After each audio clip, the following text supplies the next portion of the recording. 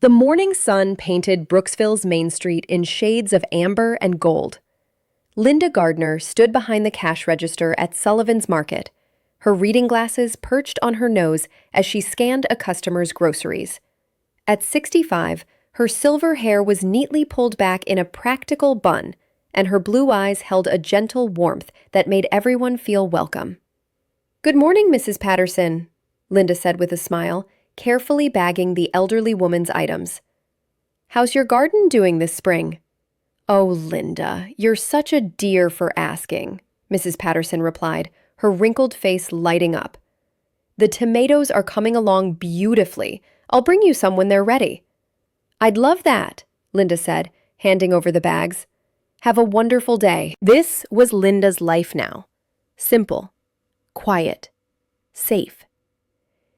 She had been working at Sullivan's Market for nearly 10 years, and in that time, she had become as much a fixture of Brooksville as the old clock tower in the town square or the maple trees lining Riverside Drive. People knew her as the friendly cashier who always remembered their names, who asked about their families, who slipped candy to the children when their parents weren't looking.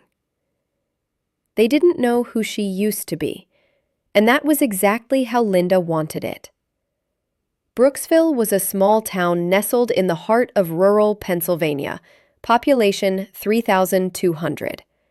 It was the kind of place where everyone knew everyone, where doors were left unlocked, and where the biggest news was usually about whose pie won first prize at the county fair. The town had one main street, 2 churches, a small elementary school, 1 diner, 1 grocery store, Sullivan's, and a volunteer fire department that doubled as a social club. Linda lived in a small cottage on Maple Street, a 5-minute walk from the market. It was a modest home with a white picket fence, flower boxes in the windows, and a small garden in the back where she grew herbs and vegetables. Her neighbors, the Hendersons, had a golden retriever named Max who would visit her yard every morning, and Linda always kept dog treats ready. Her routine was comforting in its predictability.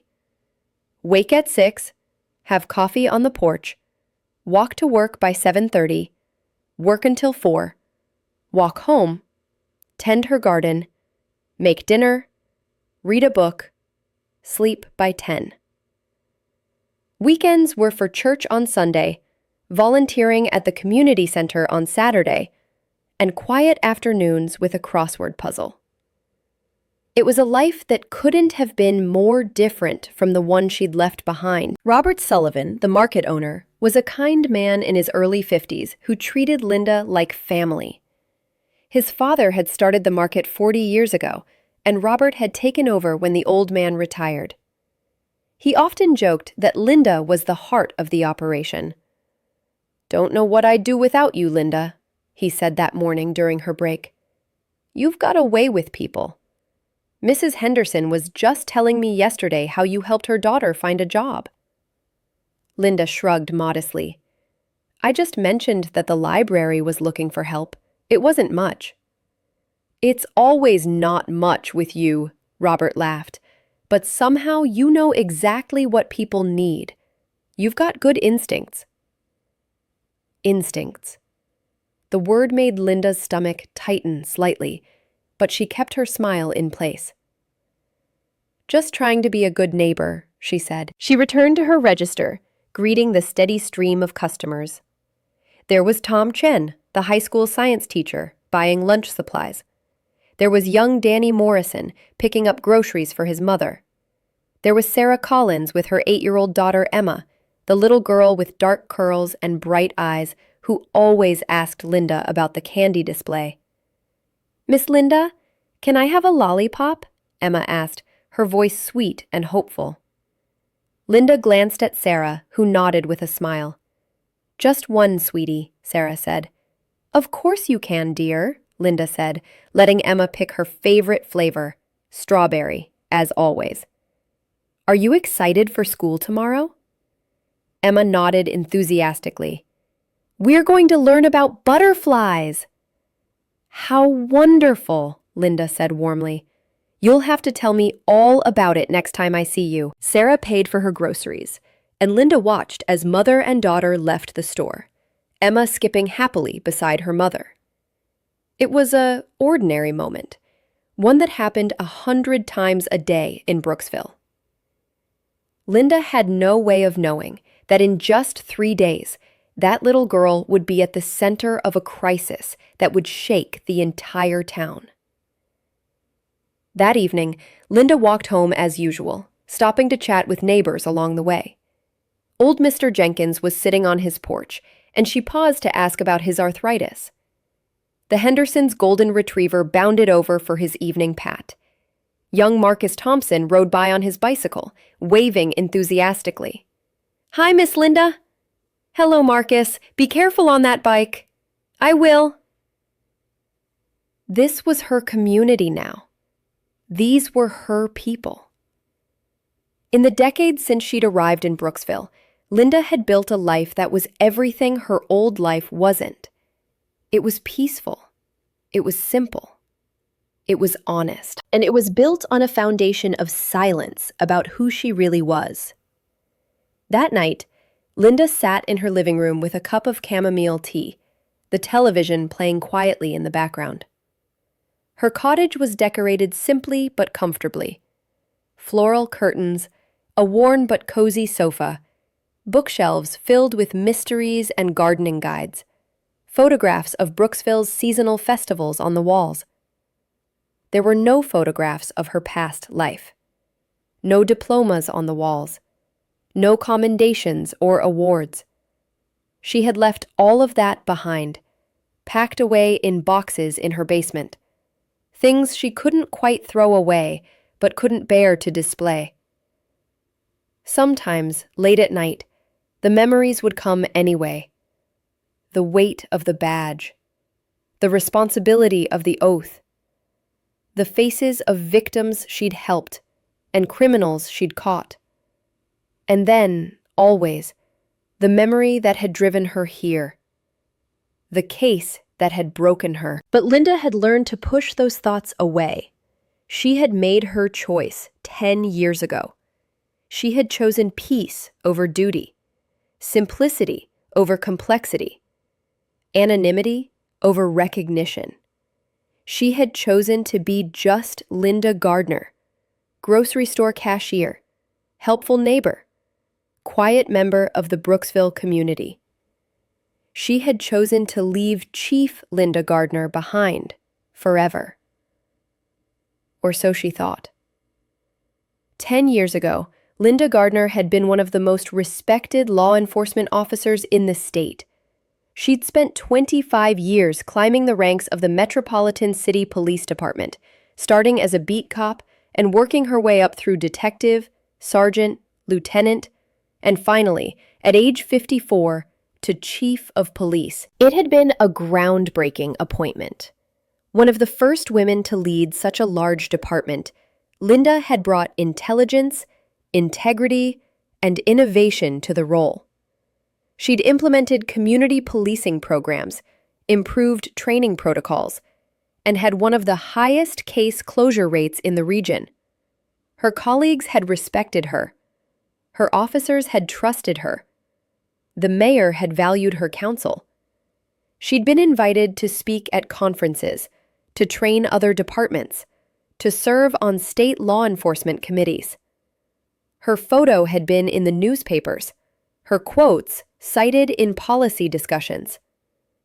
Linda had been proud of her career. She dedicated her life to protecting others, to seeking justice, to making her city safer. She'd sacrificed personal relationships, worked countless overtime hours, and carried the weight of responsibility with determination. And then came the Marcus Webb case. Even now, a decade later, Linda could remember every detail with painful clarity. She'd be in her garden, pulling weeds, and suddenly she'd be back in that conference room, looking at the evidence board. She'd be at the market, scanning groceries, and she'd hear the echo of her own voice giving the order that would haunt her forever. Marcus Webb had been a suspect in a series of violent crimes across 3 counties: robberies, assaults, a pattern of escalating violence. Linda's task force had been tracking him for months, slowly building their case. They'd identified his vehicle, his associates, his patterns of movement. Then came the tip. Webb was staying at a motel on the edge of the city. He was planning to leave the state the next morning. It was their chance to catch him. Linda had to make the call. Move in immediately with the team they had available, or wait 12 hours for backup and risk Webb disappearing. Her captain had urged caution. The district attorney had suggested waiting. But Linda, drawing on her years of experience, her instincts, her knowledge of how criminals operated, had made the decision. "We move tonight," she'd said. "We can't let him slip away." The operation had been carefully planned. 2 teams, 6 officers, standard approach protocols. Linda had coordinated everything herself, staying at the command center, listening to the radio communications. And then it had all gone wrong. Webb had been tipped off. They never discovered how. By the time the teams arrived at the motel, he was gone. Worse, in his rush to escape, he'd left behind evidence of a crime they hadn't even known about. Items linked to an assault case in a neighboring state. Webb had fled across state lines. The case had moved to federal jurisdiction. It had taken the FBI 3 more months to track him down, and in that time, he'd committed 2 more crimes in other states. When he was finally caught, the media had focused on those 3 months of freedom, those additional victims. And they'd focused on the decision that had allowed him to escape. Linda Gardner's decision to move too quickly, without adequate backup, without proper surveillance confirmation. The newspapers had been brutal. Police chief's rushed decision lets dangerous criminal escape. Veteran officer's judgment questioned after suspect flees. The op-ed pieces had been even worse, questioning whether a woman her age still had the reflexes and judgment needed for such a demanding role. The internal investigation had cleared her of any policy violations. Her decision had been within her authority, based on reasonable assessment of the situation. But cleared of wrongdoing didn't erase the facts. Marcus Webb had escaped on her watch because of her call, and people had been hurt as a result. Linda had tried to continue. She'd issued public statements, met with the mayor, addressed her department. But every time she gave an order, she second-guessed herself. Every time she reviewed a case file, she saw Marcus Webb's face. Every night she lay awake, replaying that moment, thinking of all the things she could have done differently. The weight of command, which she'd carried confidently for years, suddenly felt crushing. She found herself unable to make even simple decisions. Her hands would shake during briefings. She'd have panic attacks in her office, struggling to breathe, convinced that her next decision would lead to another catastrophe. Her deputy chief had noticed. Her assistant had gently suggested she take time off. Her doctor had prescribed anxiety medication and recommended therapy. But Linda knew the truth.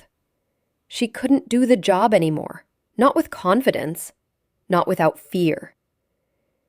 6 months after the Webb case, Linda Gardner had submitted her resignation as chief of police. The official reason was personal health matters.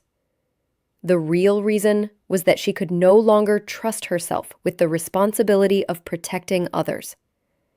She'd spent 3 months in therapy trying to work through the trauma. Her therapist had helped her understand that she was experiencing a crisis of professional identity, that her self-worth had been too tightly bound to her career, That one mistake didn't define her entire life of service. But understanding something intellectually and feeling it emotionally were two different things. Linda couldn't shake the conviction that she had failed in the moment that mattered most. That her judgment, her instincts, the very things she'd relied on for 25 years, had been fatally flawed. So she'd made a plan. She would leave the city entirely, go somewhere no one knew her, start over with a completely different life.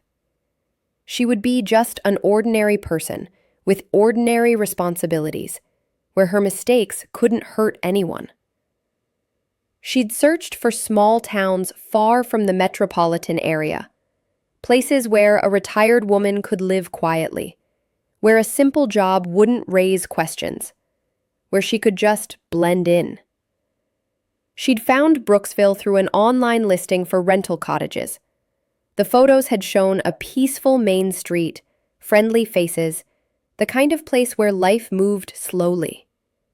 It had been perfect. Linda had packed up her apartment, putting her police memorabilia in storage boxes, donating her business clothes, keeping only the things that belonged to her new, ordinary life. She'd said goodbye to the few colleagues who remained close friends, though she hadn't told them exactly where she was going. She'd wanted a clean break. When she'd arrived in Brooksville, she'd introduced herself as Linda Gardner, retired civil servant, looking for a quiet place to spend her remaining years. Robert Sullivan had hired her at the market almost immediately. He'd needed reliable help, and Linda had seemed trustworthy and hardworking. The first year had been the hardest. Linda had felt like she was living a lie, hiding her past from everyone she met.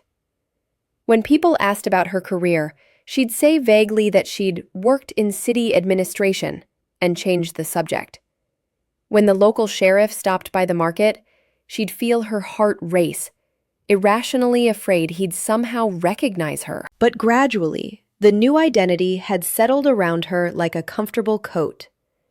She was good at being helpful, at being kind, at being the person everyone could count on for a friendly word or practical advice. She learned to take genuine pleasure in simple things, Mrs. Patterson's garden updates, Emma Collins's excitement about school, the way the morning sun lit up Main Street. The nightmares about Marcus Webb became less frequent. The panic attacks stopped. Linda discovered that she could sleep through the night if she stuck to her routine, if she kept her life simple and controlled. She'd convinced herself that she was happy, or at least content. She'd found peace in Brooksville, even if it came at the cost of hiding her true self. But peace built on silence is fragile. And Linda was about to discover that no matter how far you run or how deeply you bury your past, some things can't be left behind. Some skills can't be forgotten. Some instincts can't be suppressed. And sometimes, the quiet life you've built is shattered in a single moment, forcing you to decide who you really are. It was a beautiful Friday afternoon in May when Emma Collins disappeared. Linda would remember that detail later. How perfect the weather had been. How normal everything had seemed just hours before the world tilted sideways. Linda had been working the afternoon shift at Sullivan's Market, chatting with customers about the upcoming Memorial Day weekend. Sarah Collins had come in around 3 o'clock, looking slightly harried but not unusually so. "Hi, Linda," Sarah had said, grabbing a shopping basket. "Just picking up some things for dinner. Emma has a friend coming over for a play date." "That's nice," Linda had replied. "Emma must be excited." "She is, though I swear coordinating 8-year-old schedules is harder than my accounting job," Sarah had laughed. It had been such an ordinary conversation. Sarah had bought pasta, sauce, bread, and ice cream, the ingredients for a simple family dinner. She'd paid, thanked Linda, and left. That was at 3:15 p.m. By 6:30 p.m., Emma Collins was missing. Linda first heard about it when she was closing up her register at 4 o'clock. Robert's wife Margaret came rushing into the store, her face flushed and worried. "Robert, have you seen Emma Collins? Sarah just called me in a panic. Emma was supposed to walk home from her friend Lily's house at 5:30, but she never arrived. Sarah's been calling everyone." Linda's hands stilled on the cash drawer. Something cold and familiar tightened in her chest. The feeling she hadn't experienced in 10 years. The feeling of when something was wrong. "How far is it from Lily's house to the Collins place?" Linda asked, her voice calm despite the adrenaline starting to flow through her veins. "Only 4 blocks, Margaret said. "Emma walks it all the time, but Sarah's been calling and texting and Emma's not answering her phone." "Has anyone called Sheriff Morrison?" Robert asked. "Sarah called him first thing. He's organizing a search right now." Linda finished counting her drawer with automatic precision, her mind already working. 4 blocks in a town like Brooksville, a route Emma knew well. In broad daylight. A child who always answered her phone. No, this wasn't right. Something was very wrong. By 6 o'clock, half the town had heard about Emma's disappearance. Linda walked toward the Collins house, joining the crowd of neighbors gathering to help. She told herself she was just being a concerned community member. But that old, buried part of her, the part that had spent 25 years solving problems and protecting people, was fully awake now, analyzing, assessing, calculating. The Collins lived in a tidy blue house on Oak Street. Sarah was on the front porch, her face pale and tear-streaked, clutching her phone like a lifeline. Her husband David, a teacher at the high school, had his arm around her. Sheriff Tom Morrison was there too, a well-meaning man in his early 50s who ran the small Brooksville Police Department with more heart than experience. "Okay, folks," Sheriff Morrison was saying to the growing crowd. "We're organizing search teams. Emma was last seen at the Hendricks house on Elm Street at 5:30. She was wearing a blue t-shirt and jeans. She has her phone with her, but it's going straight to voicemail." Linda positioned herself at the edge of the crowd, listening carefully. Sheriff Morrison divided people into teams, one to search the route between the Hendricks house and the Collins house, others to fan out through the surrounding neighborhoods, another to check the small park and playground on Riverside Drive. "What about the woods?" someone asked. "Brooksville was surrounded by forest land. We'll search there too if we don't find her in town," Morrison said. "But let's start with the most likely places first. Emma's a smart girl. She probably just got distracted or went to another friend's house and forgot to call." Linda watched the sheriff's face. He was trying to sound confident, to keep everyone calm, but she could see the worry in his eyes. He was out of his depth. Brooksville had a police force of 5 officers, and their usual work involved traffic violations, noise complaints, and the occasional drunk and disorderly. A missing child was far beyond their normal scope. The search began. Linda joined a team searching the route Emma should have taken home. They walked slowly, calling Emma's name, checking yards and alleyways. The streets were quiet in the evening light, just the usual sounds of Brooksville settling in for dinner. Linda's eyes scanned everything, that old training kicking in automatically. She noted which houses had security cameras, only 3 on this route. She observed that there were several spots where a child could cut through to a parallel street. She noticed a broken fence that led to a backyard with a shed. "Let's check that shed," she suggested to her team members. "Linda, the Parkers live there. Emma wouldn't go into their yard," said Bill Henderson, who was on her team. "Probably not, but we should be thorough," Linda replied gently. They checked. The shed was empty except for gardening tools. They continued the search. By 8 o'clock, with the sun setting, Emma still hadn't been found. The atmosphere in Brooksville had shifted from concern to real fear. Search teams regrouped at the Collins house.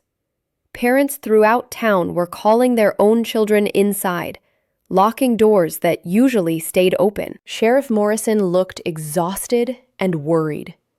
"We've covered all of downtown and the immediate neighborhoods. We need to expand the search. I've called the state police for assistance. They're sending officers and search and rescue." Sarah Collins was barely holding together. "Please," she sobbed. "Please find my baby. Something's happened to her, I know it. Emma would never just wander off. She'd never ignore my calls." David Collins held his wife, his own face gray with fear. "Is there anything else we can do? Should we be looking in the woods? Should we—" "Mr. Collins, we're doing everything we can," Morrison said. "The state police will be here within the hour. They have resources we don't. Tracking dogs, heat-sensing equipment, more personnel." Linda stood at the back of the crowd, her mind racing. She'd been mentally mapping the timeline all evening. Emma left Lily Hendricks's house at 5:30 p.m. It was a 4-block walk that should take a child maybe 10 minutes. Sarah had started calling Emma's phone at 5:50 p.m. when she didn't arrive home.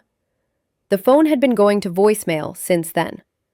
So somewhere between 5:30 and 5:50, something had happened. Linda had walked the route 3 times now. There was no sign of Emma, no dropped items, no indication of a struggle, nothing. Either Emma had left the route voluntarily, or something had happened very quickly. She noticed Sheriff Morrison standing apart from the crowd, talking quietly on his radio. Linda approached him carefully. "Sheriff Morrison?" He looked up. "Linda, thanks for helping with the search." "Of course. Sheriff, I was wondering, have you checked Emma's phone location data?" Morrison nodded tiredly. "First thing we did. Her phone's last ping was at 5:47 p.m. near the corner of Elm and Maple. Then it went offline." Elm and Maple? That was only 2 blocks from the Hendricks house, about halfway home. Linda's mind automatically created a map.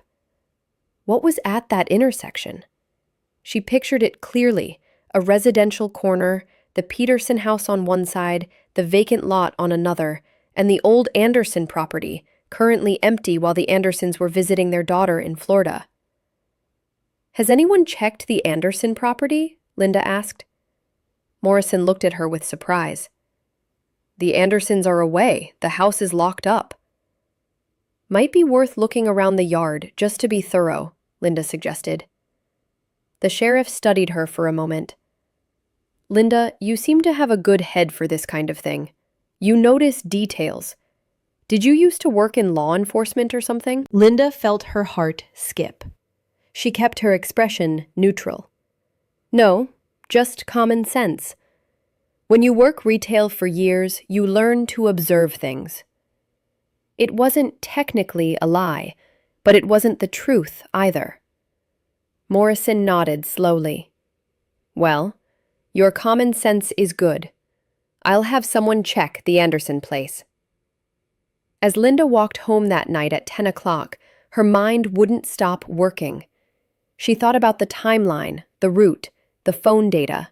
She thought about what she knew about missing children cases, and she knew a lot, though she couldn't tell anyone how or why. Statistically, when a child went missing in a small town like this, there were several possibilities. They got lost or hurt and couldn't call for help. They ran away. They were taken by a non-custodial parent. Or, the thought that made Linda's blood run cold, they were taken by a stranger. But Brooksville was tiny. Everyone knew everyone. A stranger would be noticed immediately. And Sarah and David Collins seemed like loving, stable parents. Nothing about this fit the normal patterns. Unless... Linda stopped walking, standing still on the dark street. Unless the answer was simpler than everyone thought. Unless Emma hadn't been taken at all. Children Emma's age sometimes did impulsive things. They got scared or upset and hid. They misunderstood instructions. They followed a pet or a lost item without thinking. What if Emma was still in Brooksville, somewhere nearby, unable to get home? The thought should have been comforting, but Linda knew it wasn't that simple. If Emma was hiding or trapped somewhere, every hour that passed made her situation more dangerous. A child alone overnight, possibly scared or hurt. Time was critical. Linda reached her cottage and sat on her porch, not ready to go inside yet. She thought about Sheriff Morrison's question. Did you used to work in law enforcement? For the first time in 10 years, Linda wished she could say yes. She wished she could walk into that sheriff's office and offer her experience, her knowledge, her skills. She could help with this case. She knew she could. But doing so would mean revealing who she was. It would mean bringing her past into her present, shattering the quiet life she'd built. It would mean explaining why Linda Gardner, former police chief, was working as a grocery store cashier in a tiny town. It would mean revisiting the failure that had driven her here, the knowledge that her judgment couldn't be trusted, the fear that if she tried to help, she might make things worse, just as she had with Marcus Webb. Linda sat in the darkness, torn between two selves, the person she'd been and the person she'd become. Somewhere in Brooksville, an 8-year-old girl was missing, and Linda Gardner, the only person in town with real investigative experience, was sitting on her porch, silent. She went inside, but she didn't sleep. All night, she lay in bed, staring at the ceiling, thinking about Emma Collins's bright eyes and strawberry lollipops, about Sarah's tear-stained face, about that critical window of time when action mattered most. And she thought about who she used to be and who she was now, and whether running from your past really protected anyone at all. Saturday morning dawned gray and drizzly, matching the mood that had settled over Brooksville. Linda was up before sunrise, having barely slept. She made coffee with shaking hands, her mind still racing through everything she'd observed the night before. The town was already awake. She could see lights on in houses all down her street, cars moving toward the center of town. Everyone would be joining the search efforts again today. Linda dressed and walked to the Collins house, arriving just after 7. The front yard was full of people, state police vehicles, Sheriff Morrison's department, volunteers organizing into search teams. Professional search and rescue personnel were setting up equipment.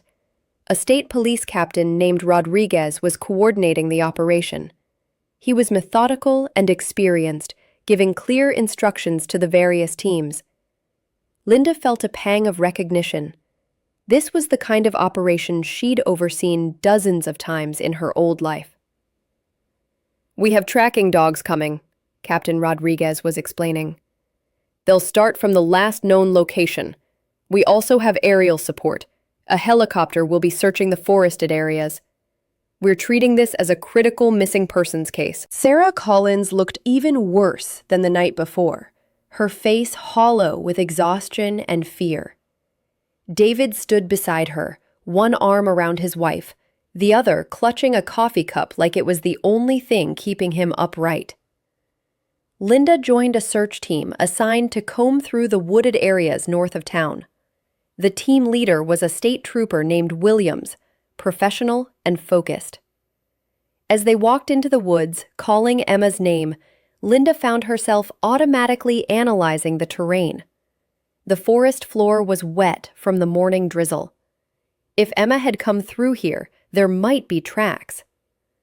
Linda kept her eyes on the ground, looking for any signs. Disturbed leaves, broken branches, anything that indicated someone had passed this way recently. "You're good at this," Trooper Williams commented, noticing Linda's careful attention to detail. "You have search and rescue training?" "No, just trying to be helpful," Linda replied, which was becoming her standard deflection. They searched for 3 hours, finding nothing.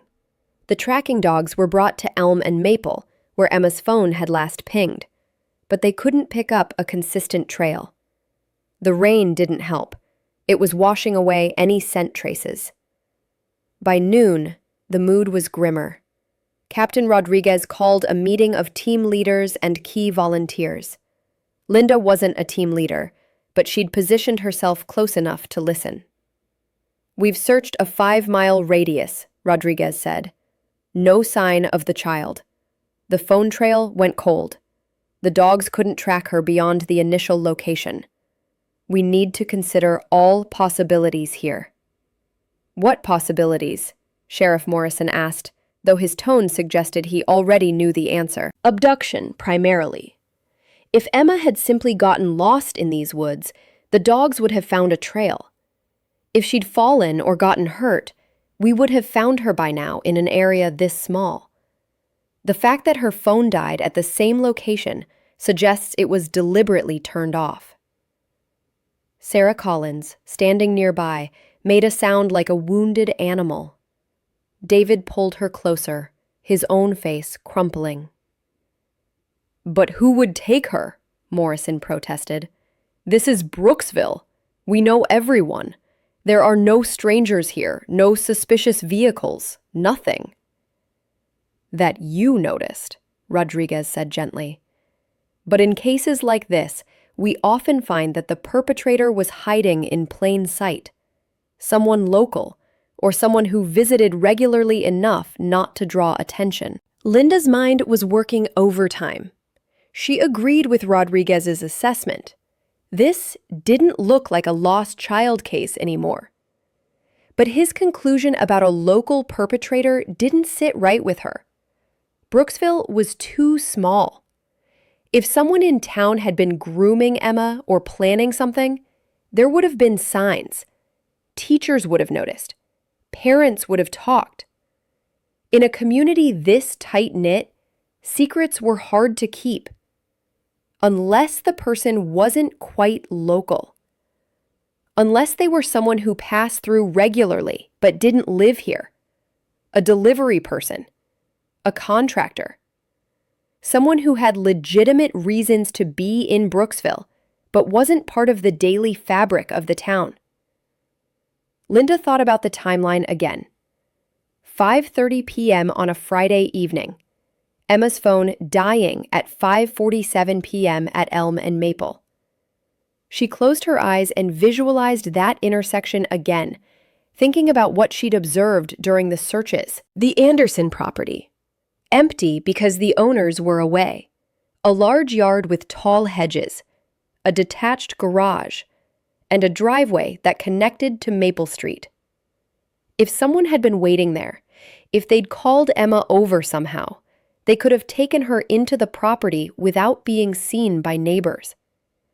The Petersons on the opposite corner were elderly and had poor eyesight. The vacant lot offered no witnesses. It would have been quick, quiet, almost invisible. But why would Emma go with someone? She was a smart child, taught about stranger danger. Unless it wasn't a stranger. Or unless they'd used something to lure her, a lost pet, a promise of something she wanted, a fake emergency involving her parents. Linda's investigative instincts were screaming now. The Anderson property needed to be thoroughly searched. Not just the yard, the garage, the house if possible, any place someone could have taken Emma. But she couldn't just announce this theory. She was a grocery store cashier. She had no authority, no credibility in this investigation. If she spoke up with detailed analytical theories, people would ask questions she didn't want to answer. Still, she had to try. Linda approached Sheriff Morrison carefully. He was standing alone for a moment, looking exhausted and overwhelmed. "Sheriff Morrison, I hope I'm not overstepping, but I had a thought." He looked at her with tired eyes. "Linda, sure, what is it?" "The Anderson property, where Emma's phone last pinged nearby. I know someone checked the yard last night, but has anyone looked in their garage or house?" Morrison frowned. "The house is locked, and the Andersons are in Florida. I called them last night. They haven't given anyone permission to use their property." "I understand, but maybe someone got in anyway? It's worth checking thoroughly, isn't it?" "Linda, I appreciate your concern, but we have state police and search and rescue professionals handling this. They know what they're doing." Linda bit her tongue to keep from saying what she was thinking. "I know what I'm doing too. I have more experience with cases like this than anyone here." Instead, she nodded politely. "Of course. I just want to help." She walked away, frustrated. How could she help without revealing herself? How could she use what she knew without explaining how she knew it? The answer came to her slowly. She couldn't be overtly involved in the official investigation, but she could investigate quietly on her own. She could look for the things the state police might miss, using her knowledge and experience. And if she found something concrete, something undeniable, she could bring it to them. It was a risk. If she was caught snooping around, it would raise questions.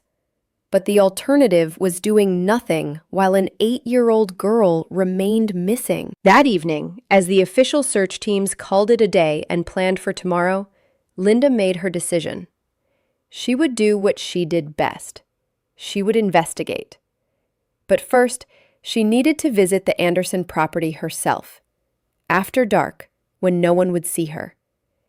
And she needed to start asking quiet questions around town, listening for information others might have missed. Linda Gardner, the helpful grocery store clerk, was about to become someone else. Not Chief Gardner, not officially, but not just Linda either. She was about to remember what it felt like to hunt for truth. And this time, she couldn't afford to fail. At 11 o'clock that night, Linda stood outside the Anderson property, her heart pounding. The street was quiet, houses dark, everyone exhausted from the long day of searching. A soft rain continued to fall, muffling sound. She dressed in dark clothes and brought a flashlight, feeling ridiculous and purposeful at the same time. What was she doing? Breaking and entering? Conducting an unauthorized investigation? This was exactly the kind of impulsive decision-making that had led to disaster with Marcus Webb. But this was different, she told herself. She wasn't making official calls with public consequences. She was just looking, observing. If she found nothing, no harm done. If she found something, she'd call Sheriff Morrison immediately. The Anderson house was a one-story ranch style with a large yard. Linda stayed on the sidewalk initially, using her flashlight to examine the street and curb. The state police would have already done this, but she had to start somewhere. She found nothing unusual on the street.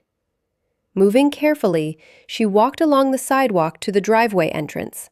The driveway was gravel, leading back to a detached 2-car garage. The rain had disturbed any tracks that might have been there. Linda's eyes traced the property line. The tall hedges that bordered the yard would have provided excellent cover. Someone standing in this driveway would be essentially invisible from the street. She made a decision. Stepping onto the property, she walked quietly up the driveway toward the garage. Her hands were shaking slightly. From cold, fear, or adrenaline, She wasn't sure. The garage had 2 large doors in front and a regular door on the side. Linda tried the side door. Locked. She walked around the building, shining her light along the foundation, looking for what? Signs of entry? Dropped items? Any indication that someone had been here? Near the back corner of the garage, her flashlight caught something. A candy wrapper, partially buried in the wet grass. Linda crouched down, her pulse quickening. It was a strawberry lollipop wrapper, the same kind Emma had gotten from her at Sullivan's Market just yesterday. It could be coincidence. Lots of kids liked strawberry lollipops. The wrapper could have been there for weeks. But Linda's instincts were telling her otherwise. She stood, scanning the area more carefully. The back of the garage had a small window, set high in the wall. Linda found a decorative rock in the Andersons' garden and stood on it, boosting herself up to peek through the window. The interior of the garage was dark. Her flashlight beam showed the vague shapes of the Andersons' car, stored items, garden equipment. Nothing obvious. But there was a door at the back of the garage, probably leading to a storage room or workshop area. Linda jumped down from the rock, thinking hard. The lollipop wrapper wasn't enough evidence to break into the garage. It wasn't enough to wake up Sheriff Morrison. But it was something. The first real something since Emma had disappeared. She needed to think like a detective again. If someone had taken Emma, if they'd brought her here, where would they have taken her next? The Anderson house itself was locked and had a security system. Morrison had mentioned that when he'd called the owners. The garage was less secure but still locked. Where else? Linda thought about the property. The yard was open, too exposed. But Brooksville was surrounded by forest, and there were old properties scattered throughout the area. Abandoned cabins, old hunting lodges, summer homes that sat empty most of the year. If someone local was involved, they'd know about these places. They'd know which ones were isolated enough to hide a child. Linda returned to her cottage, her mind racing. She needed information about vacant properties in the area, but she couldn't just ask around without raising suspicions. Then she remembered. The town hall kept property records. Tax information, ownership status, building permits, it would all be there. The town hall would be closed until Monday, but Linda knew that the records room was in the basement, and the basement windows were old and sometimes didn't latch properly. She'd heard Robert Sullivan complaining about it at the market. She couldn't. Could she? Breaking into town hall was a crime. Even if her intentions were good, even if she was trying to help find Emma, she'd be committing an actual felony. But what if the information she found led to Emma? What if, somewhere in those records, there was a clue that could bring the child home safely? Linda sat in her cottage, wet and shaking, torn between who she'd been and who she'd become. The old Linda Gardner, police chief, would have used proper channels. She would have gotten warrants, followed procedures, done everything by the book. But the old Linda Gardner had also made mistakes that let criminals escape. And right now, Emma Collins didn't have time for proper channels. Linda made her decision. Tomorrow was Sunday. The town hall would be empty. She would find a way into that records room, and she would get the information she needed. She would work quietly, carefully, and if she found anything useful, she would find a way to get it to the authorities without revealing her methods. She was done sitting on the sidelines. Emma needed help, and Linda was the only person in Brooksville with the skills to provide it. The next morning, Linda went to church as usual, maintaining her normal routine. But her mind was elsewhere. Planning. Calculating. She prayed for Emma's safety and perhaps for forgiveness for what she was about to do. After church, she walked past the town hall, a modest brick building that housed Brooksville's administrative offices. She noted the windows, the doors, the sightlines from the street. The basement windows faced the back alley, partially hidden by shrubs. That afternoon, Linda went to the hardware section of Sullivan's Market. It was Sunday, but Robert kept limited hours, and purchased a simple glass cutter, paying cash. If anyone asked, she was fixing a window at her cottage. At 2 a.m. on Monday, Linda returned to the town hall, dressed in black, carrying a small backpack with tools. The town was completely silent. Even the diner was closed.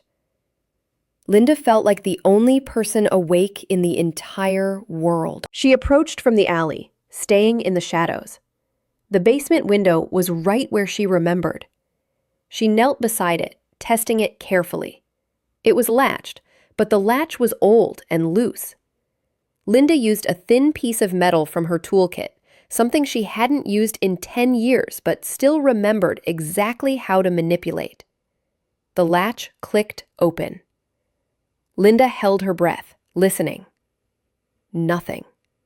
No alarms. Brooksville's town hall had never needed serious security.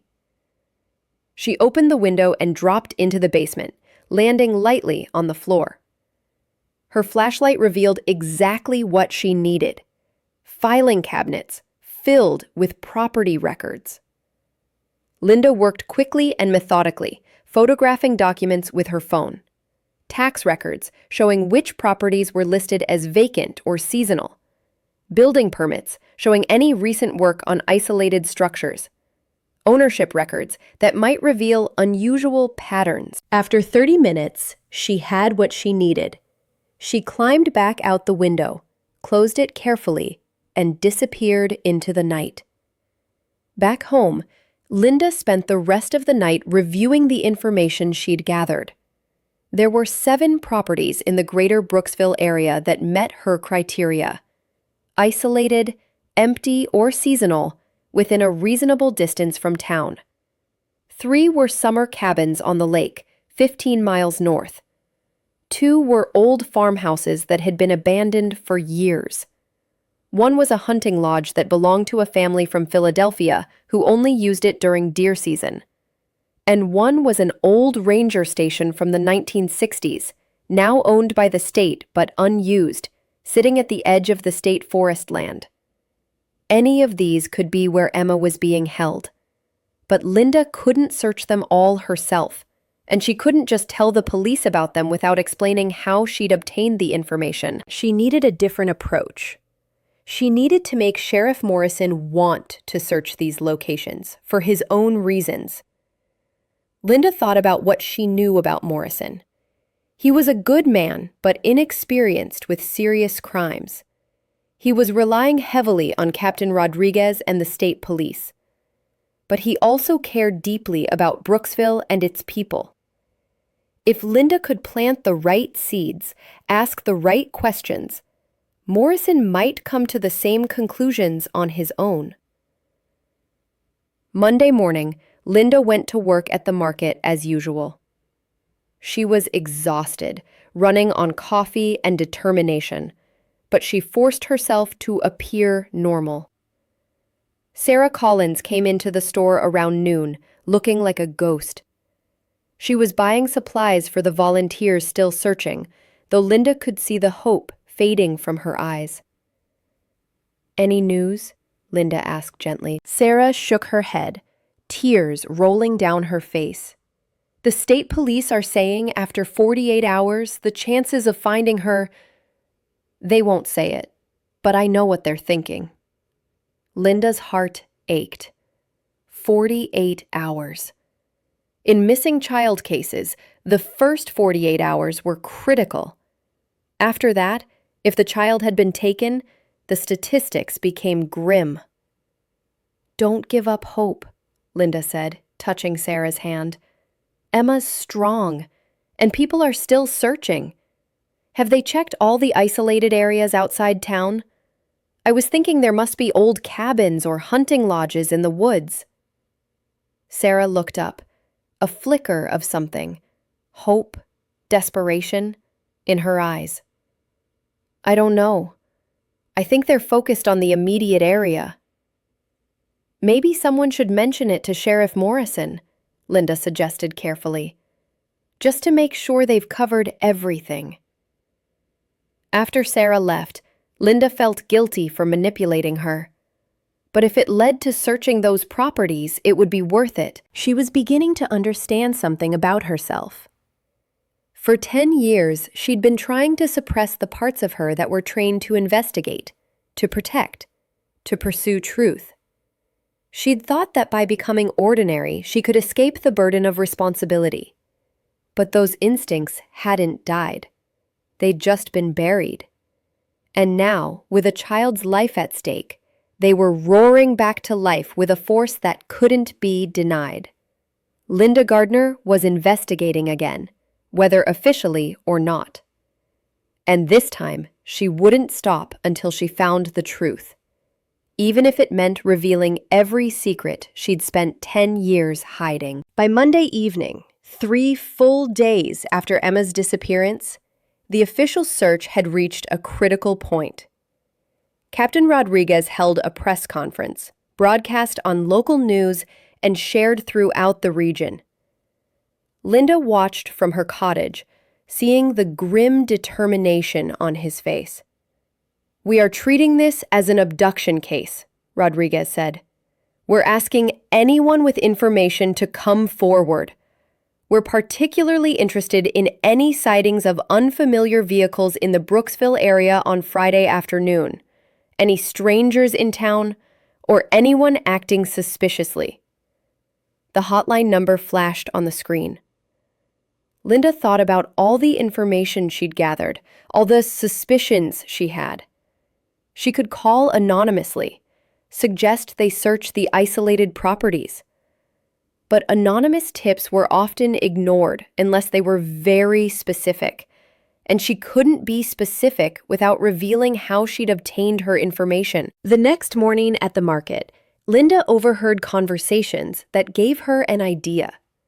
People were discussing who might have been in Brooksville on Friday. The mail carrier, the delivery drivers, contractors working on various projects around town.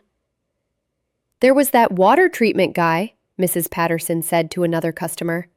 "He's been coming around every few weeks checking the town's water system." "And those road repair workers," someone else added. "They've been fixing potholes on Route 32. Linda's mind locked onto the water treatment detail. Municipal workers often had access to isolated facilities. Pump houses, treatment stations, storage buildings. They'd know which ones were in use and which sat empty.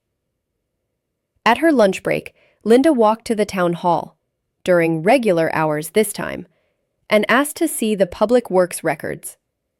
The clerk, a friendly woman named Joyce, was happy to help. "Looking for something specific, Linda?" "Just curious about our town's infrastructure," Linda said with a smile. "I was talking to someone about the water system and realized I don't know much about how it all works." Joyce pulled out maps and documents showing Brooksville's water system, power grid, and other utilities. Linda studied them carefully, looking for facilities that would be isolated, rarely visited, suitable for hiding someone. There it was, an old water pump house at the edge of the state forest, part of a system that had been updated 5 years ago. The new pumps were in a different location. This old pump house was still technically town property, but Joyce's notes indicated it was scheduled for demolition when funding allows. "Is anyone maintaining this old pump house?" Linda asked casually. Joyce shrugged. "Probably not. The new system made it obsolete. Why?" "Just wondering. It seems like these old buildings should be checked on. Make sure kids aren't playing in them or anything." "You're probably right. I can mention it to the town manager." Linda left with the information she needed. The old pump house was on her mental list now, along with the cabins and hunting lodges she'd identified from the property records. She was building a pattern, a theory.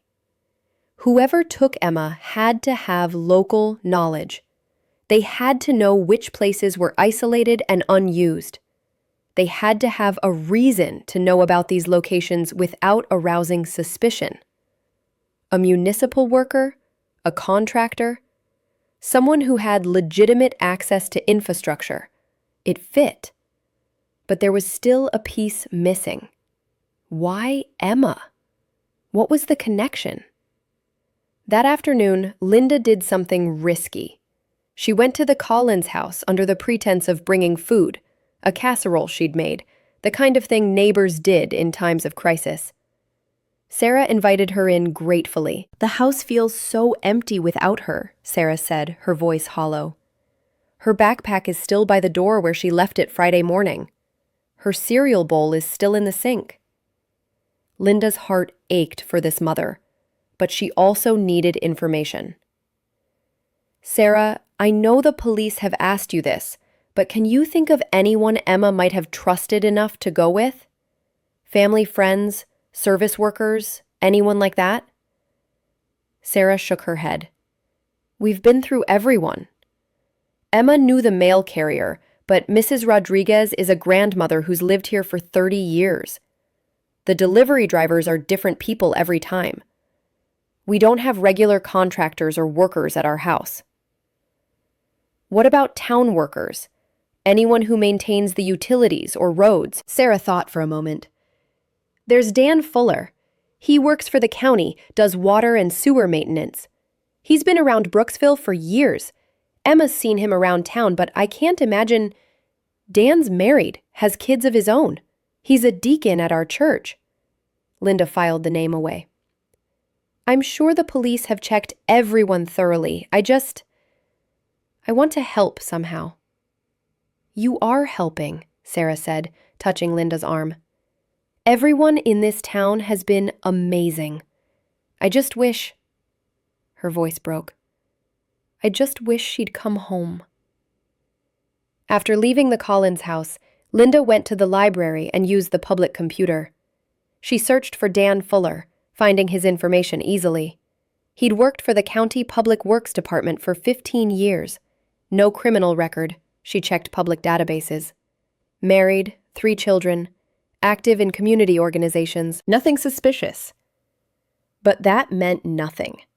The most successful criminals were often those who hid in plain sight, who built reputations as upstanding citizens while conducting secret, dark lives. Linda was treading dangerous ground now. She was investigating a specific person without authority, without evidence, based on nothing but intuition and circumstantial connections. This was exactly the kind of thing that could go wrong. What if she was completely off base? What if Dan Fuller was innocent and she damaged his reputation?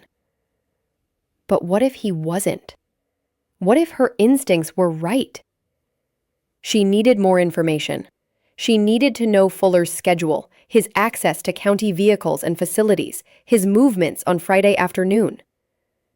This is where Linda hit a wall. She couldn't investigate further without official resources.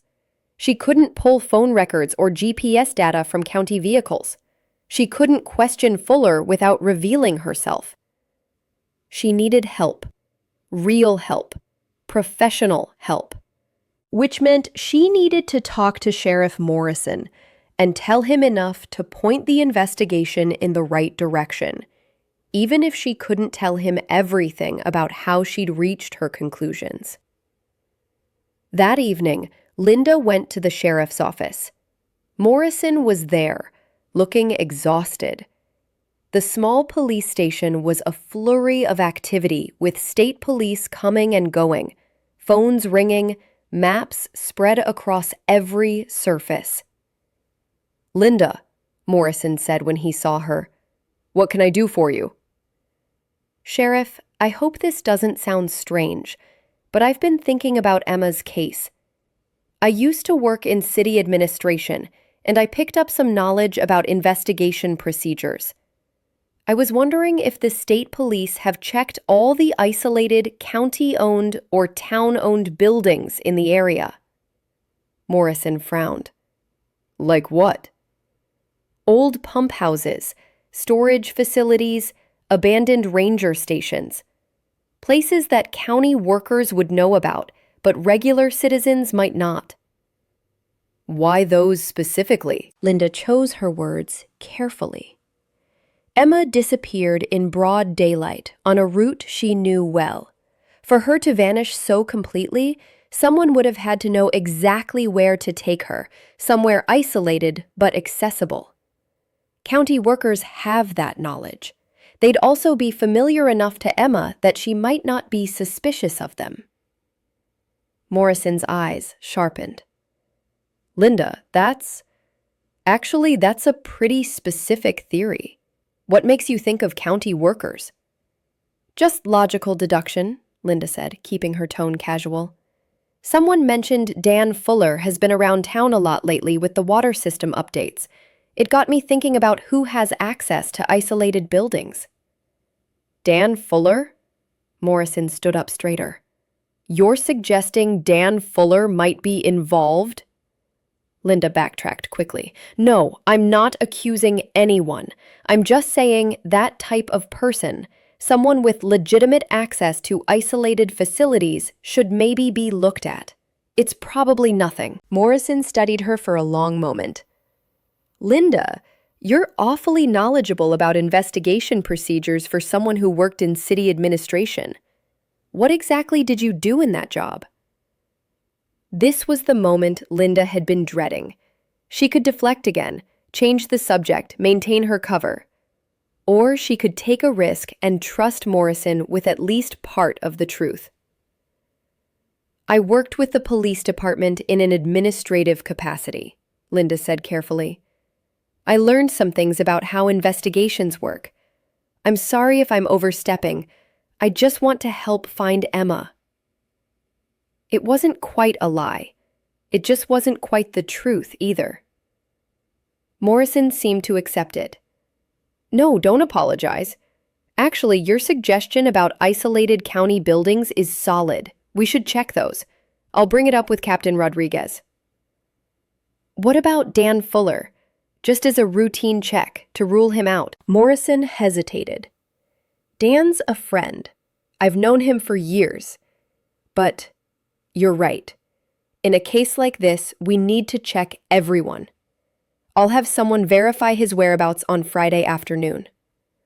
Linda felt relief wash over her. She'd planted the seeds. Now the official investigation would follow the leads, and if she was right, they might find Emma. Thank you for listening, Sheriff. Thank you for the ideas, Linda. You've got good instincts. As Linda walked home, she felt the weight of what she'd just done. She'd pointed the investigation toward a specific person based largely on intuition. If she was wrong, she might have just wasted valuable time and resources. If she was right, she might have just saved Emma's life. Either way, there was no going back now. She was involved, whether she wanted to be or not. The next day, Tuesday morning, Linda learned that the state police had taken her suggestion seriously. They'd begun checking isolated county-owned buildings. And they'd brought Dan Fuller in for questioning. The news spread through Brooksville like wildfire. People were shocked, confused. Dan Fuller? The church deacon? It couldn't be. But by Tuesday afternoon, the story had developed. During questioning, Fuller's alibi for Friday afternoon had fallen apart. He'd claimed he was at a county facility in the next town, but video evidence proved otherwise. When pressed, he'd admitted he'd been in Brooksville that afternoon, checking on the old pump house. The old pump house. The very building Linda had identified. Sheriff Morrison and Captain Rodriguez organized an immediate search team. Linda joined the crowd of volunteers gathered outside the sheriff's office, her heart pounding. If she was right, If Emma was there, the wait was agonizing. An hour passed, then another. Linda stood with Sarah and David Collins, all of them holding hands, praying silently. Finally, Sheriff Morrison's radio crackled. Linda could see his face change, relief flooding his features. He looked at Sarah and David. "We found her," he said. "She's alive. She's okay." The crowd erupted in cheers and tears. Sarah Collins collapsed in her husband's arms, sobbing.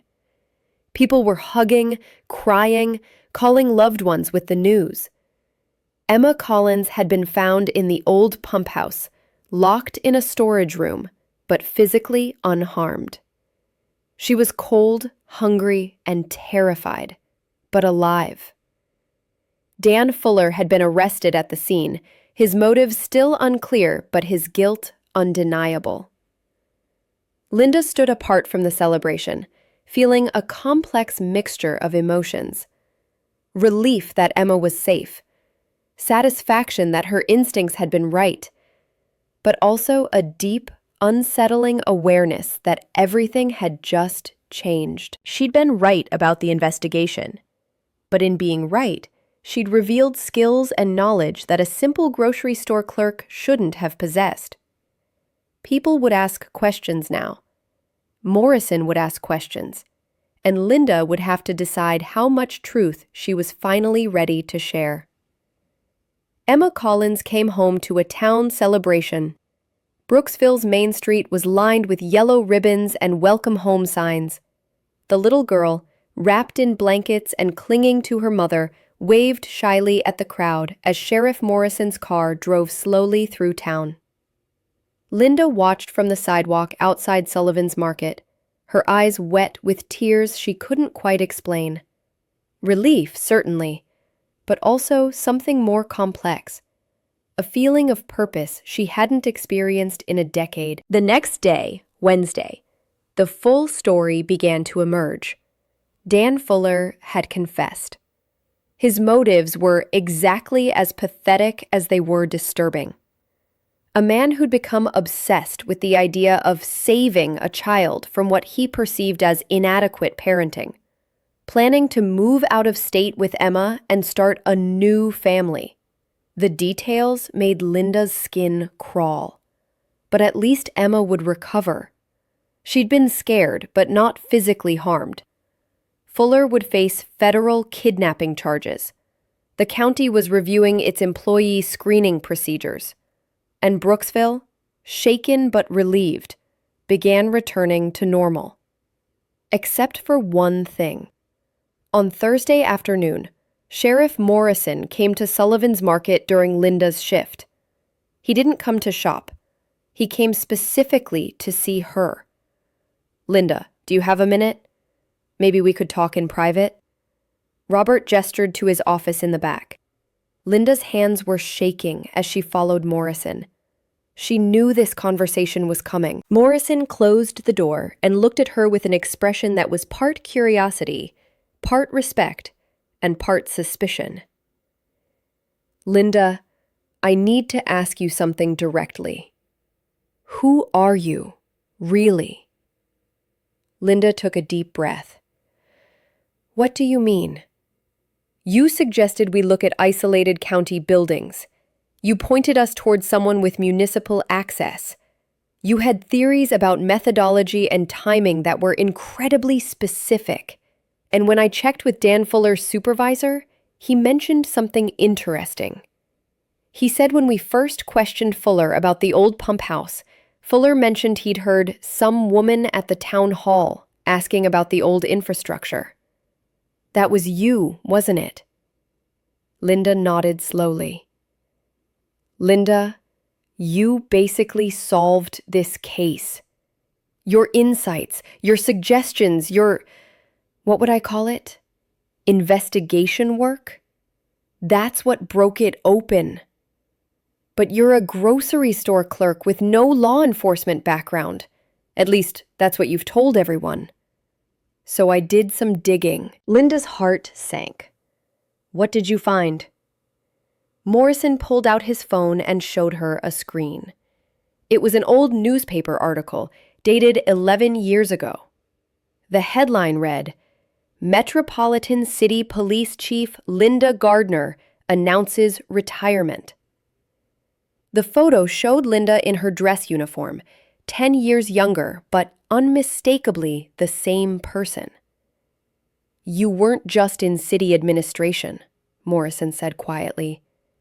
"You were police chief of one of the largest departments in the state. You had one of the most distinguished careers in law enforcement I've ever seen. Awards, commendations, successful major cases, and then you just disappeared, retired early, dropped out of sight. And now you're here, working at a grocery store, pretending to be nobody." Linda sat down heavily. "How did you find this?" "The state police helped. When I described your unusual insights on the Emma Collins case, Captain Rodriguez got curious. He ran your name through some databases. Your face popped up pretty quickly." Morrison sat across from her. "Linda, or should I call you Chief Gardner? I'm not here to out you or make you uncomfortable. I'm here because I need to understand. Why is one of the best investigators in the state working as a cashier in my town?" For a long moment, Linda said nothing. She looked at her hands, at the simple clothes she wore, at the life she'd built on silence. Then she looked up at Morrison's kind, confused face and made a decision. "Because I failed," she said simply. "I made a call that let a dangerous criminal escape. People got hurt because of my decision. I couldn't trust my judgment anymore, so I ran away from everything." She told him the whole story. The Marcus Webb case, the failed operation, the media scrutiny, the crushing self-doubt. She told him about the panic attacks, the sleepless nights, the desperate need to escape from responsibility. "I came here because I wanted to be ordinary," Linda said. "I wanted to be someone whose mistakes didn't matter, whose decisions didn't put lives at risk. I thought if I could just be simple, quiet Linda, I could finally have peace." Morrison listened without interrupting. When she finished, he was quiet for a moment. "But you couldn't stay quiet," he finally said.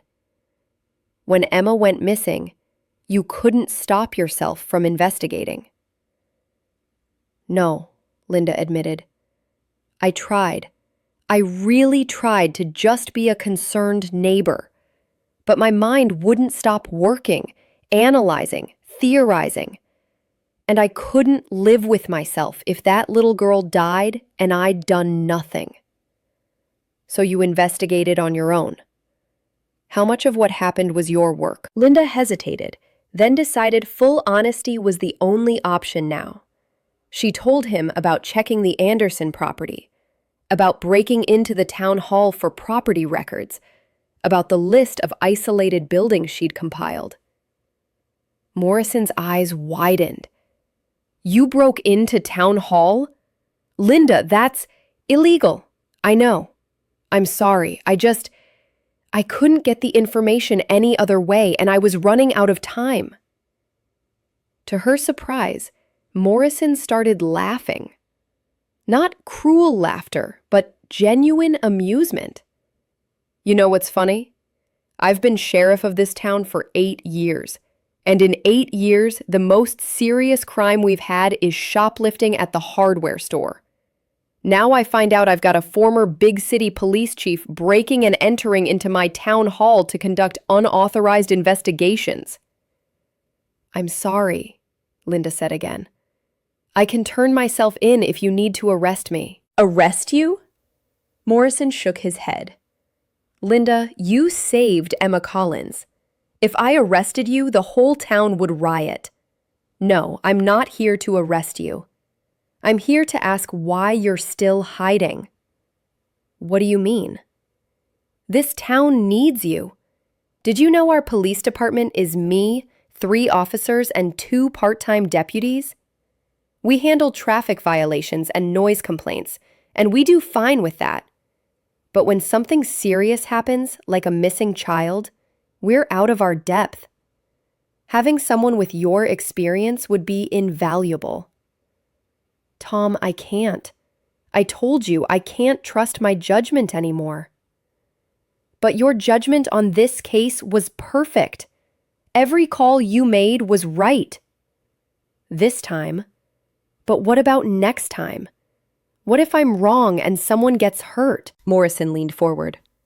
Linda, do you know what I've learned in 8 years as a small-town sheriff? Nobody gets it right every time. Not even the best. What matters is that you try, that you care, that you use your skills to help people. You made one mistake in a 25-year career, one. And instead of learning from it, you ran away and buried your talents where they couldn't help anyone. His words stung because they were true. Linda had been so focused on her failure that she'd ignored all her successes. She'd let one case define her entire career. I don't know if I can go back to being that person, Linda said softly. Then don't. Be a new person. Be Linda Gardner of Brooksville, who knows her way around an investigation and isn't afraid to help her community. You don't have to be a chief again. Hell, you don't have to be a cop again. But you could be a consultant, an advisor, someone I can call when we need expertise. Linda thought about the past week, about the satisfaction of using her skills again, of piecing together clues, of finding Emma. It had felt good. Scary, yes, but good. Right. I need to think about it, she said. Fair enough, but Linda, the town's going to find out anyway. People saw me come in here. They're going to ask questions. You might want to get ahead of the story and tell people yourself before rumors start flying. He was right. Linda realized that her quiet life in Brooksville was over, one way or another. The question was whether she ended it on her terms or let it unravel chaotically. That evening, Linda sat in her cottage thinking about Morrison's words. She thought about who she'd been, who she'd become, and who she might still be. The next morning, Friday, Linda made a decision. She called Sarah Collins and asked if she could visit. When Sarah opened the door, Emma was there too, still looking pale and tired but safe in her mother's arms. Linda, come in, Sarah said warmly. Emma's been asking about you. She wanted to thank you for the lollipops. Linda smiled at the little girl. I'm so glad you're home safe, Emma. Miss Linda, Emma said shyly, Sheriff Morrison told Mommy that you helped find me. Is that true? Linda glanced at Sarah, who nodded encouragingly. Linda knelt down to Emma's level. I did help a little bit. You see, I used to be a police officer, a long time ago. And when you went missing, I remembered some of the things I learned about finding people. So I shared those ideas with the sheriff. You were a police officer? Emma's eyes went wide. Like, with a badge and everything? Yes, with a badge and everything. That's so cool! Why are you at the grocery store now? Out of the mouths of babes, Linda thought. Well, sometimes people change careers. I wanted to live somewhere quiet and peaceful, so I came to Brooksville. Sarah interjected gently. Emma, why don't you go get the picture you drew for Miss Linda? When Emma scampered off, Sarah looked at Linda seriously. Sheriff Morrison told David and me about your past, about who you are. I want you to know that we're grateful beyond words. Without you, without your experience and insights, her voice caught. I don't want to think about what might have happened. I'm just glad she's safe, Linda said. The whole town is talking. People are amazed that we had a police chief living among us and didn't even know it. Some people are wondering why you kept it secret." "And what do you think?" Linda asked. Sarah smiled. "I think everyone deserves a chance to start over. Whatever your reasons for coming here, for keeping your past private, they're your business. But I also think Brooksville is lucky to have you, whatever you choose to call yourself." Emma returned with a crayon drawing of a stick figure labeled Miss Linda the Hero. Linda felt tears spring to her eyes. Over the next few days, the story spread through Brooksville. Linda stopped trying to hide it. When people asked, she confirmed it. Yes, she'd been a police chief. Yes, she'd helped find Emma. Yes, she'd been living quietly in town for 10 years. The reactions surprised her. Instead of feeling betrayed that she'd kept secrets, people seemed impressed.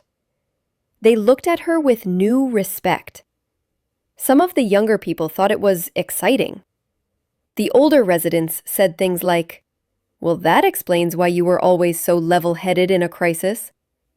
Robert Sullivan joked that he'd been employing the most overqualified cashier in Pennsylvania.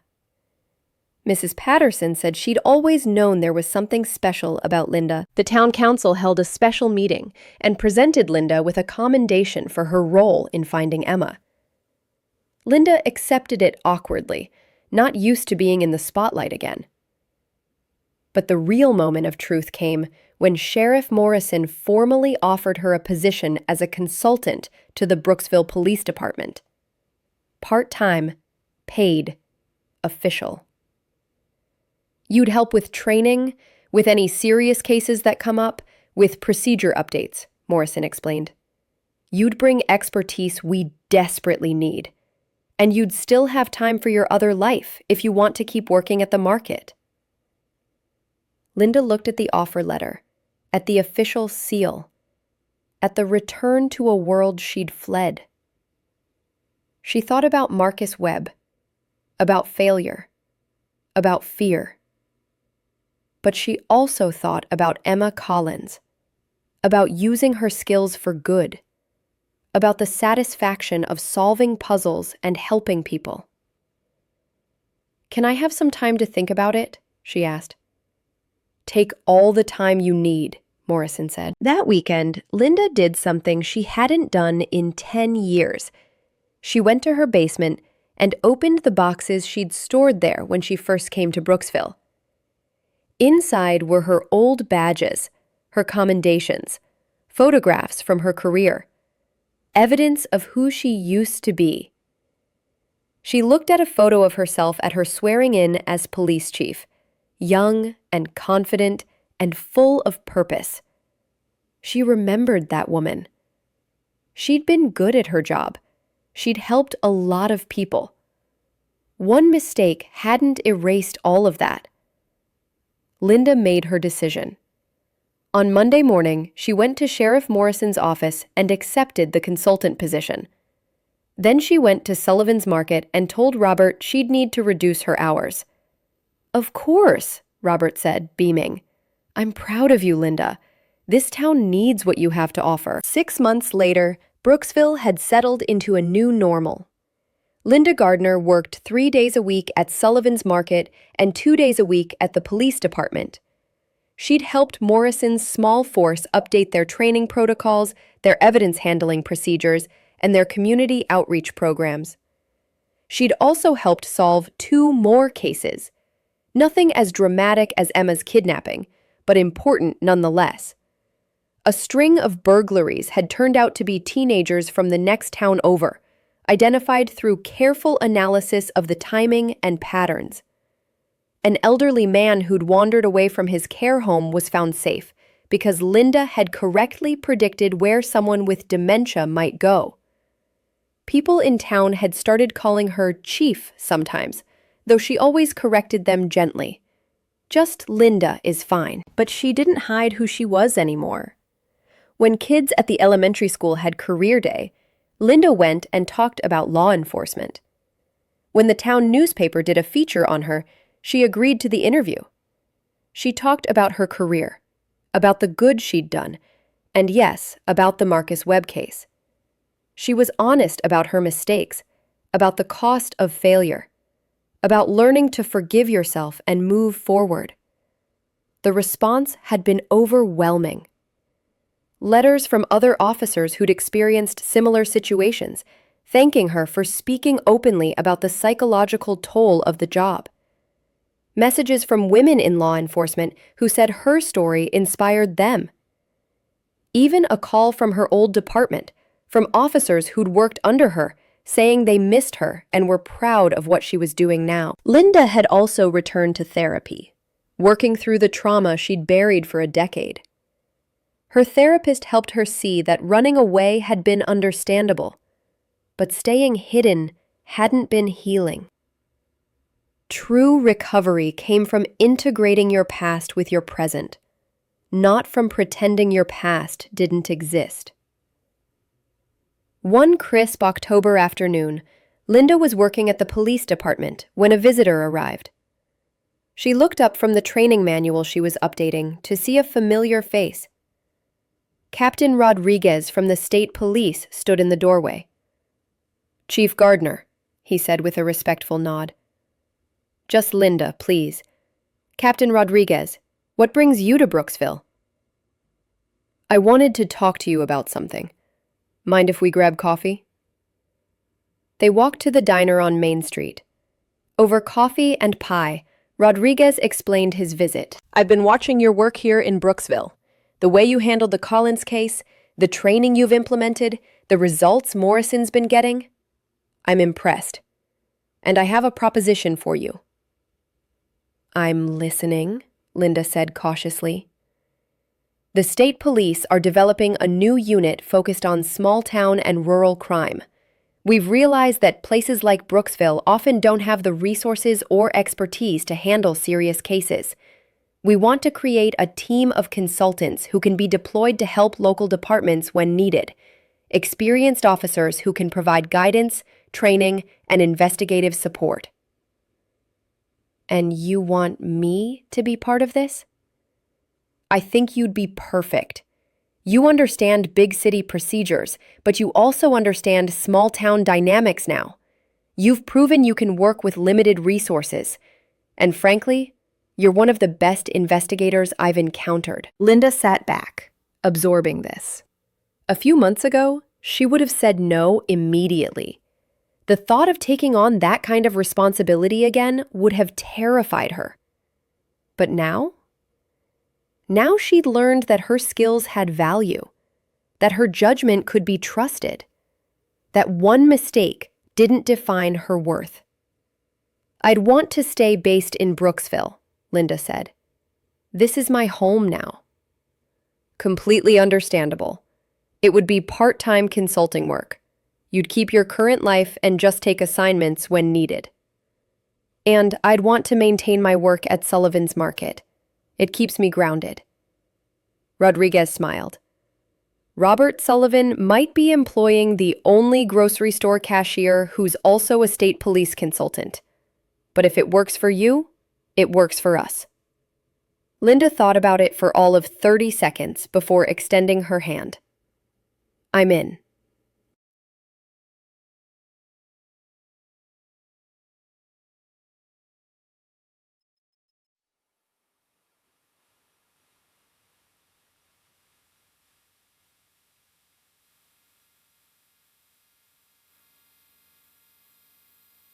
The news of Linda's new role spread through Brooksville with the usual small-town speed. People were proud that their Linda was being recognized at the state level. The Brooksville Gazette ran another feature with the headline, "Local Hero Takes on Bigger Role." Emma Collins, now 9 years old and back to her cheerful self, came into Sullivan's Market with her mother. "Miss Linda, I heard you're going to help police departments all over the state." "That's right, Emma. But I'll still be here 3 days a week, so you can still get your strawberry lollipops." Emma grinned. "When I grow up, I want to be a police officer like you." Sarah Collins looked at Linda with warm eyes. "You've become quite the role model." "I'm just trying to help where I can," Linda said modestly. But inside, she felt a pride she hadn't allowed herself in years. She was making a difference again, using her gifts, living authentically. That evening, Linda sat on her porch as the sun set over Brooksville. The autumn air was cool and pleasant. Mr. Jenkins waved from his porch across the street. The Hendersons' golden retriever came bounding over for his evening attention. Marcus Thompson rode by on his bike, calling out a greeting. This was still her peaceful life. Her cottage, her garden, her neighbors, her community. But now, it was built on truth instead of secrets. She was still the friendly woman who asked about gardens and gave candy to children. But she was also the experienced investigator who could help when things went wrong. She was both people now, ordinary Linda and Chief Gardener, integrated into one whole person. Linda thought about the journey that had brought her here. Running from failure, trying to hide from responsibility, slowly rediscovering her purpose. It had been a long, painful road. But maybe it had been necessary. Maybe she'd needed those years of quiet to heal, to gain perspective, to understand that her worth wasn't tied solely to her career. And maybe Brooksville had needed her too, though neither of them had known it at the time. Her phone rang. It was Sheriff Morrison.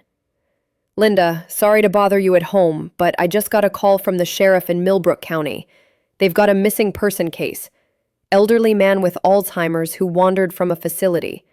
They're asking if you might be willing to consult. I gave them your number for the state police unit, but I wanted to check with you first." Linda felt that familiar flutter of purpose and responsibility. But instead of fear, she felt ready. "Tell them I'll call within the hour," Linda said. "Let me grab my notes and I'll see how I can help." "Thanks, Linda. You're really good at this, you know." After hanging up, Linda went inside and pulled out her laptop. She'd created files for different types of cases, drawing on her years of experience. She found her protocols for missing persons with dementia, search patterns, likely destinations, communication strategies with confused individuals. As she worked, she thought about how different this felt from 10 years ago. Back then, every decision had felt like it carried crushing weight. Now, she understood that she couldn't control every outcome. She could only do her best, use her training and experience, and accept that sometimes even the best efforts failed. But most of the time, they succeeded. And the successes mattered more than the failures. She called the Millbrook County Sheriff and spent an hour walking him through search strategies. She recommended they check the man's childhood home first. People with dementia often tried to return to significant places from their past. She suggested they approach him with familiar music or objects if they found him, to reduce his fear and confusion. 2 hours later, her phone rang again. The Millbrook sheriff, his voice jubilant. "We found him! He was exactly where you suggested, trying to get into his old elementary school. Your advice about approaching him with music worked perfectly. We played some 1950s songs on our phone and he calmed right down. Thank you, Linda. You probably saved his life." Linda hung up with a smile. Another person safe. Another family reunited. Another reminder that her skills had purpose. The next morning was a market day. Linda opened her register at 7:30, greeting her regulars with the same warmth as always. "Good morning, Mrs. Patterson. How's your garden?" "Lovely, dear, though the frost is coming. I'll have to bring in the last of the tomatoes soon." "Good morning, Tom. Getting supplies for the science lab?" "You know it, Linda. The kids are doing an experiment with chemical reactions." Good morning, Sarah. Hi, Emma. Hi, Miss Linda. Can I have a lollipop? Of course, sweetie. Strawberry? Yes, please. It was ordinary. It was simple. It was exactly what Linda needed to balance the heavier work she did for law enforcement. At lunch, she met Sheriff Morrison at the diner. I heard about your work on the Millbrook case, he said. Nice job. Just sharing what I know, Linda replied. That's what you do best. Hey, I wanted to run something by you. The town council is thinking about offering a summer program for teens interested in law enforcement, sort of a junior police academy. Would you be interested in helping develop it? Linda considered it.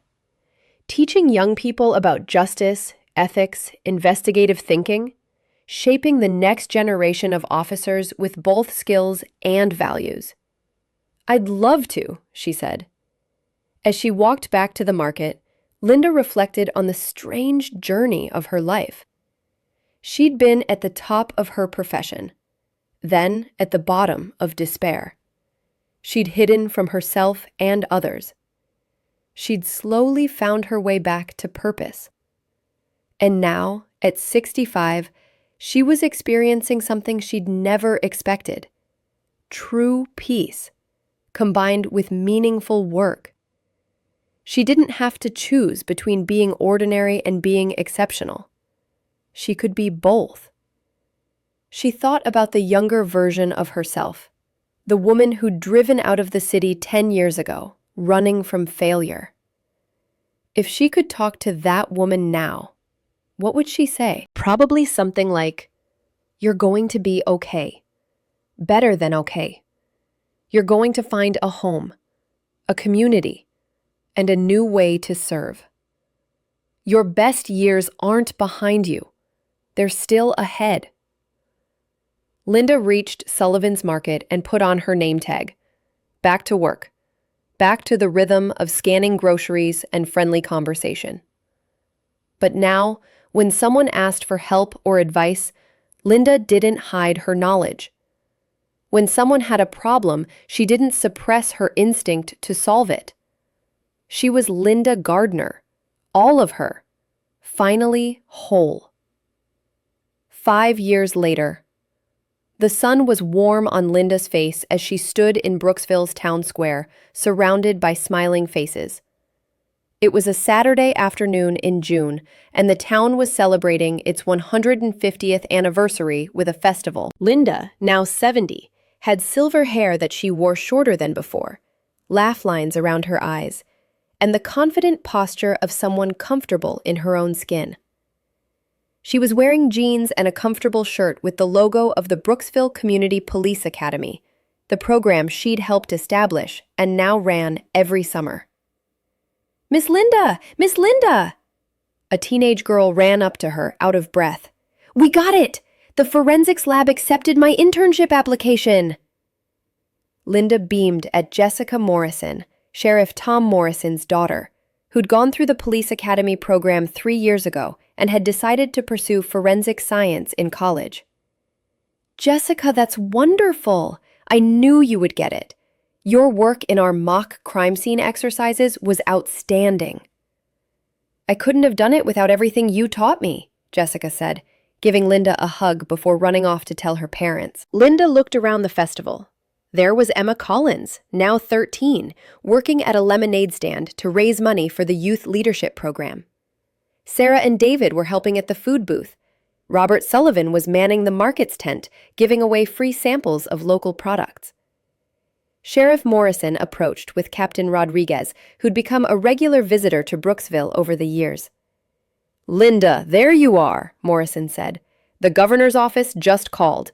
They want to present you with the state's Community Service Award next month." Linda made a face.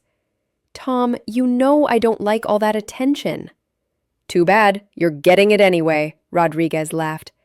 "Your rural law enforcement consultant program has become a model for other states. You're kind of a big deal, whether you like it or not." "I just help where I can," Linda said, her standard deflection. But she allowed herself a moment of pride. Over the past 5 years, she'd consulted on 43 cases across the state. She'd helped train hundreds of officers. She'd developed protocols that had been adopted by dozens of small police departments. And she'd done it all while keeping her home in Brooksville, her shifts at Sullivan's Market, her garden, her friends, her quiet life. "How's the book coming?" Morrison asked. Linda groaned. "Don't remind me. My agent is on my case about deadlines." 3 years ago, a publisher had approached Linda about writing a book on law enforcement in rural communities. She'd resisted at first, but finally agreed when she realized it could help spread knowledge to departments that needed it. The book, Small Town, Big Justice, A Practical Guide to Rural Law Enforcement, was scheduled for release next spring. "You'll finish it," Rodriguez said confidently. "You always deliver." A commotion at the edge of the square drew their attention. A group of teenagers from the Community Police Academy program were demonstrating basic self-defense techniques. The crowd was watching with interest, parents beaming with pride at their kids. Linda had started the program 5 years ago with just 12 kids. Now it ran year-round, with summer intensives and weekend workshops. The program taught not just law enforcement skills, but critical thinking, ethics, community service, and leadership. Several graduates had gone on to pursue careers in law enforcement, while others had simply become more engaged and responsible citizens. "You've built something special here," Morrison said quietly, following her gaze. "We built it," Linda corrected. "This whole town built it." As the afternoon wore on, Linda found herself reflecting on the journey that had brought her to this moment. 10 years since Emma's disappearance. 15 years since she'd fled her old life in shame and fear. She thought about Marcus Webb sometimes, though the memory no longer carried the same crushing weight. She'd learned that one failure, however painful, was just one moment in a long career of service. The good she'd done, both in her old life and her new one, far outweighed that single mistake. She'd also learned that running from your past never truly works. The parts of yourself that matter most, your skills, your values, your purpose, can't be buried forever. They'll find a way to surface, usually when they're needed most. As the sun began to set over the festival, casting golden light across the town square, Linda felt a deep sense of contentment. This was home. These were her people. This was her life, imperfect, complicated, but authentically hers. Emma Collins approached with a strawberry lollipop in hand. "Miss Linda, I was thinking about that case you mentioned in class last week, the one where you had to track down a witness who didn't want to testify. I was wondering." Linda smiled and settled in to answer Emma's question. The girl who she'd helped save years ago had grown into a thoughtful young woman interested in justice and helping others. Watching Emma's growth, mentoring her curiosity, had been one of the unexpected joys of Linda's new life. Later that evening, Linda walked home through the quiet streets of Brooksville.